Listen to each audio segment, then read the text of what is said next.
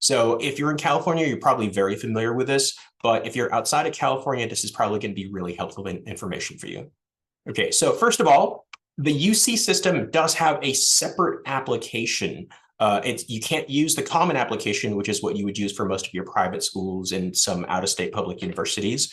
So it's really distinct, okay? That means that any information you fill in the common app does not get seen by the UCs and vice versa, which also means, though, that the essays are separate.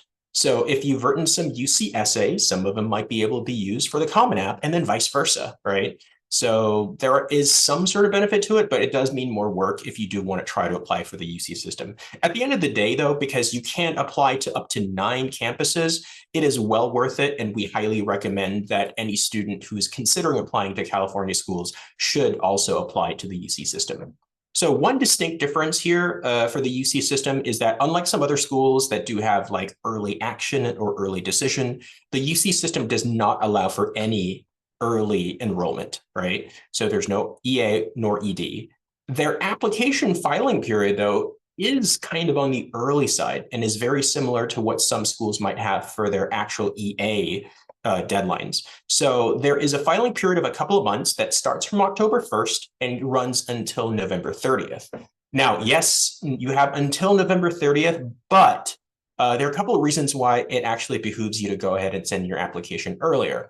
One is that the UC admissions readers, the people who actually evaluate your application, can typically start receiving the applications to go ahead and for them to evaluate as early as mid-October. The benefit there is that if they are not as hurried and they don't have as many applications on their docket, they might have a little bit more time to evaluate your application. So it actually does make some strategic sense to send in your application by mid to late October, assuming that you actually spent the time to make sure that there are actually good quality essays and your application is in good order.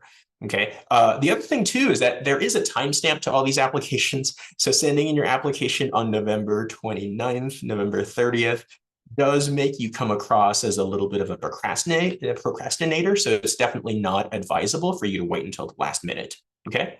Also, key thing to remember here is that unlike the common application, or most other private universities here, the UC system does not require or accept recommendation letters, okay? And as previously mentioned, there are no standardized testing, so it's test blind for the UCs.